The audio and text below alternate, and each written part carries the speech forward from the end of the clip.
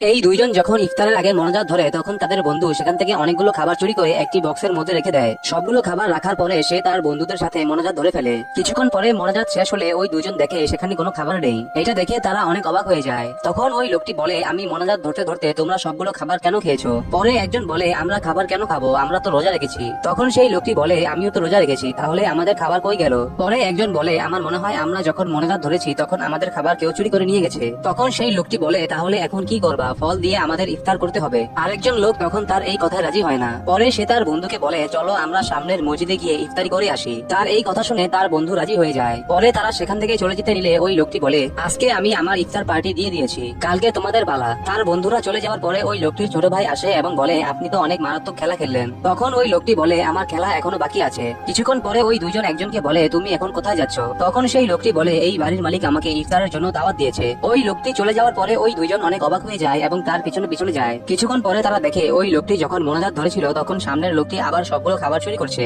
এটা দেখে তারা সবকিছু বুঝতে পারে এবং ওই লোকটির কাছে চলে যায়। পরে তারা তাকে ধরে ফেলে এবং তারা তিনজনে মিলে তাকে অনেক মারে।